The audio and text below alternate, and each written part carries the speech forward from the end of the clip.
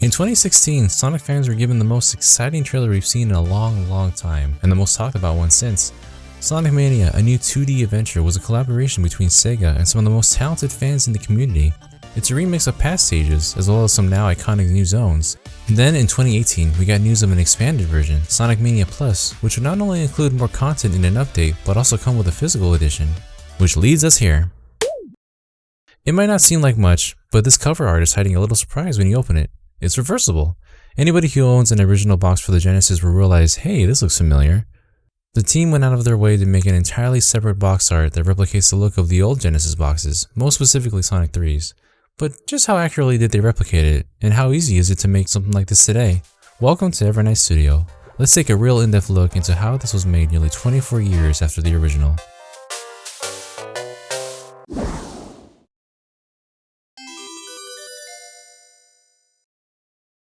First and foremost, what software could have been used to make this box art in 1994? The original may have been made with Photoshop 2.5, an update from 2.0 in November of 1992, which was the first version to be supported on Windows operating systems. It's interesting to note because layers, which is arguably one of the most important features of Photoshop, was not a standard function until 3.0, which came out at the end of 1994, the same year that Sonic 3 and Knuckles was released. So it's quite possible that this entire graphic was done on a single layer. This is my best guess anyway. It's hard to assume what would have been the most optimal method Sega could have used back then for all their mass-produced box art designs for the Genesis. So onto the box itself. You'll notice right off the bat that these two have a different shape, which changes where and how information can be placed. Instead of applying a bar to the bottom, the Mania box allows the design to breathe all the way to the bottom. By doing this, Sega's logo has been affixed to the top corner instead of being placed off-center at the bottom. Off-center to the overall box, mind you. It is centered to the art itself, but I find that's further thrown off by the rating here. Quick side note, the rating system actually has its own interesting story. The ESRB was established in September of 1994, which was between the release of Sonic 3 and Sonic & Knuckles. The Video Game Rating Council, or VRC for short, was introduced by Sega of America a year earlier for titles released on all systems made by Sega in this era. Back then, ratings needed to be clearly visible in the front of the box, but their appearance in advertisements for games was completely optional.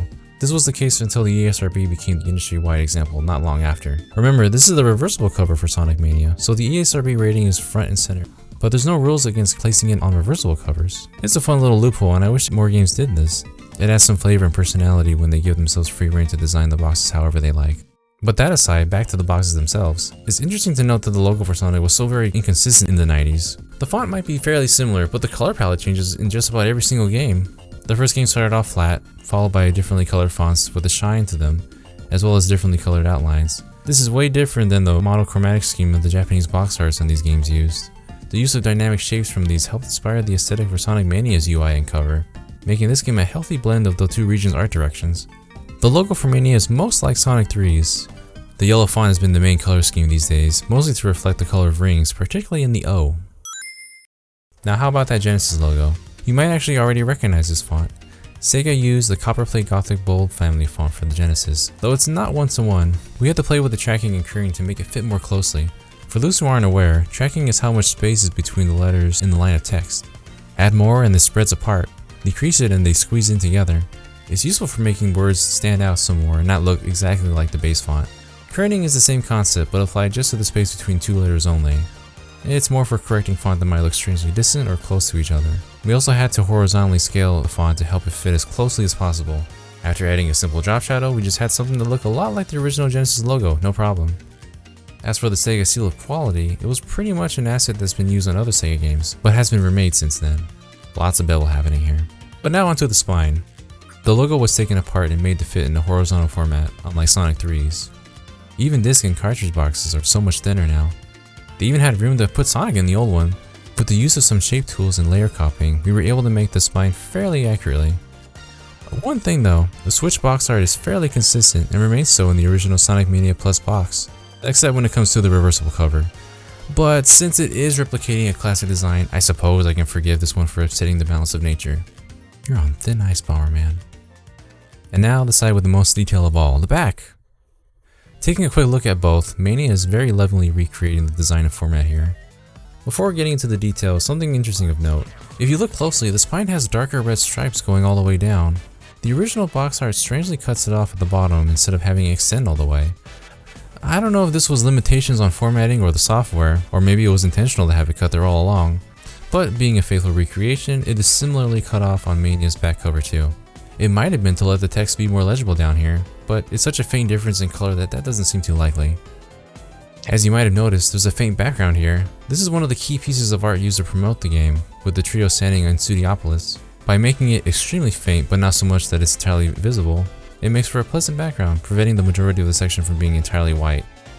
This was applied to Sonic 3's as well, but was a very zoomed in portion of the box art instead. Guess there just wasn't a great variety of promotional media back then. Now that everything in the background is taken care of, let's talk about the text going on here. We're rocking the same fonts before, otherwise known as TWSenMT Bold. I don't make the names, I just use them. But anyways, ready for that classic 90s pitch? Sonic is back! The evil Dr. Eggman is at it again. Play as Sonic, Tails, or Knuckles to save the world, or team up with a friend in co-op mode. Use all new moves as Mighty the Armadillo or Ray the Flying Squirrel as you barrel through brand new levels and totally updated classics, all jam-packed with traps, loops, and badniks. It's an adventure by the Mania, for the Mania. 5 rad characters with awesome abilities. Push blast processing to the next level with high-definition graphics. Rocking digital quality soundtrack. Courtesy of T-Lopes. Very cool, man. Keep up the good work.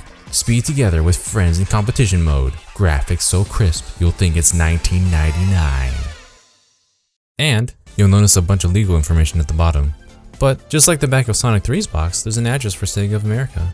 In 1994, they were located in Hayward, California. They've since then moved south to Irvine, California. I just thought that was interesting since they lived so nearby where I live at one point. So these little graphics here are original and help push the bold looks and colors of the classic 90s aesthetic, which were bright contrasting colors. But you know, this color choice kind of looks like... oh, no, it couldn't be. The font on the original box has a drop shadow, which made things a little harder to read, something that was done away with Sonic Mania's box, and the design benefits from it. Interestingly, drop shadow was used in these splash graphics, and unfortunately suffers the same illegibility as the other box. Could it have been a callback or an oversight? I'm honestly not sure. And finally, the art. Both use screenshots from their respective games, each with a thick outline and drop shadow. Mania, however, uses different colors to make it pop more noticeably.